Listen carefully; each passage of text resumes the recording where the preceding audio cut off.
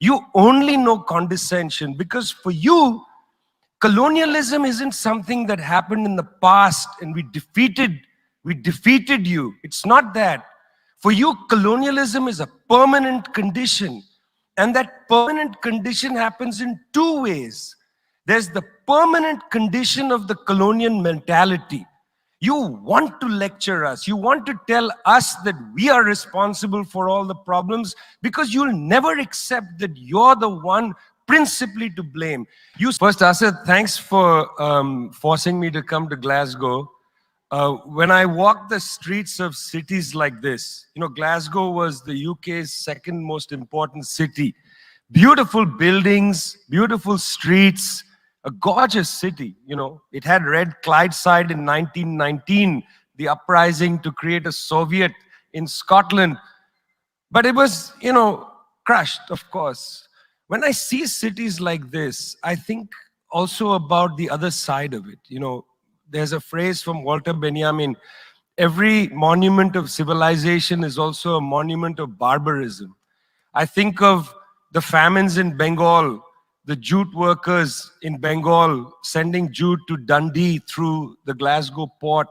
I think of human beings from Africa enslaved and brought from Ghana to the New World, and all those prophets getting sucked into cities like London and Glasgow.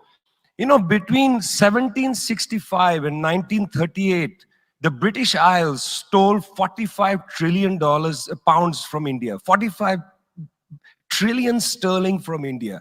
We never got paid for that. When the British left India, when we threw the British out, our literacy rate was 13%. So much for several hundred years of so-called civilization. Meanwhile, our landscapes were destroyed. Coal was foisted on India. You foisted coal on us. You were the ones that came and made us coal dependent.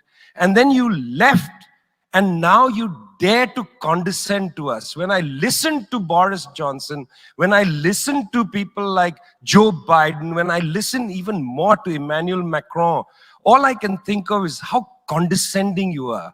You condescended to us 400 years ago. You condescended to us 300 years ago. You condescended to us 200 years ago. You condescended to us 100 years ago. You're condescending to us today. You only know condescension because for you, colonialism isn't something that happened in the past and we defeated you. It's not that. For you, colonialism is a permanent condition. And that permanent condition happens in two ways. There's the permanent condition of the colonial mentality. You want to lecture us. You want to tell us that we are responsible for all the problems because you'll never accept that you're the one principally to blame. You signed the Rio Formula in 1992 on common and differentiated responsibilities. You like the common part. You like the common part. You like to say we're all in this together and so on. We're not in this together.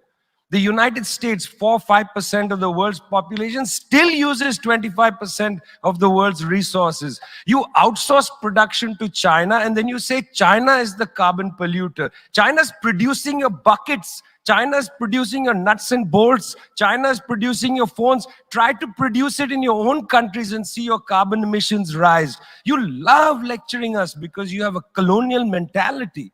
Then there are colonial structures and institutions.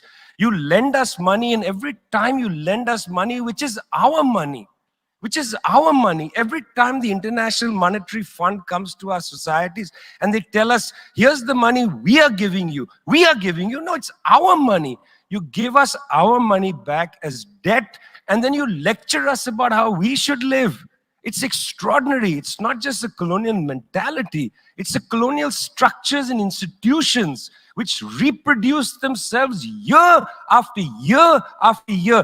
And let me tell you something, the climate justice movement, not clued enough on this. The climate justice movement is a movement that says we're worried about our future. What future? What future? Children in the African continent, in Asia, in Latin America, they don't have a future, they don't have a present. They're not worried about the future, they're worried about their present. Your slogan is, we're worried about the future. What future? That's a middle-class bourgeois Western slogan. You got to be worried about now. 2.7 billion people can't eat now. And you're telling people, reduce your consumption. How does this sound to a child who hasn't eaten in days? You got to clue into this, guys. You got to clue into this. Otherwise, this movement will have no legs in the third world. No legs. Later, I'd like to tell you about the International People's Assembly, a network of 200 political organizations that we're setting up, rooted in the global south. We want to tell you what our issues are, but are you willing to listen?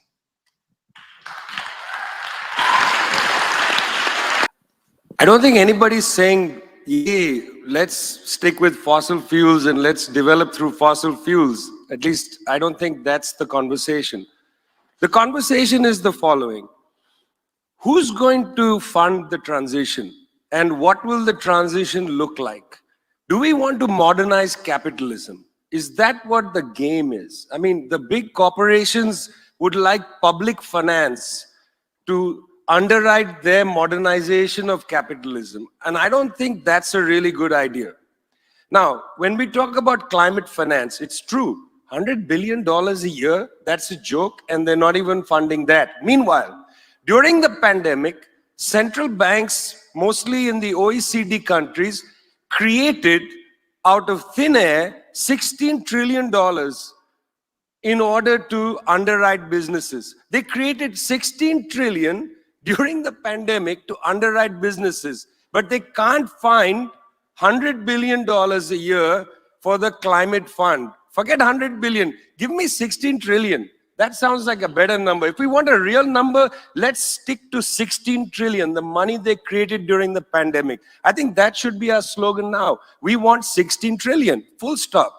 Secondly, it's not a question of funding alone, it's a question of technology.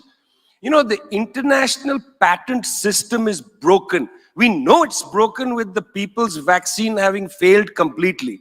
You know, patents is a way for companies to basically collect rent of our distress. That's what a patent is. It's a way for companies to collect rent of our distress. We need to destroy this patent regime, not only for vaccines, but for green technology. The technology has to be provided without consideration. Otherwise, we will not advance. So it's not just about finance, it's also about technology. Nobody wants to sit next to a big carbon-fueled power plant, but we can't make the transition without money and the technology, which is why the condescension is so infuriating, because the condescension comes without a real conversation about funding and about technology. Until that's at the center of the conversation, and it is never inside when the big boys, when the so-called adults are talking, it's never the main discussion.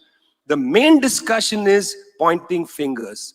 And I don't want you to point fingers at me, because I've seen that finger pointed at me and my ancestors. I've seen that finger wagged at us for too long. We don't want to see that finger wagged at us. We'd like to see that finger write a check, and we'd like to see that finger sign a law creating a new open source patent regime.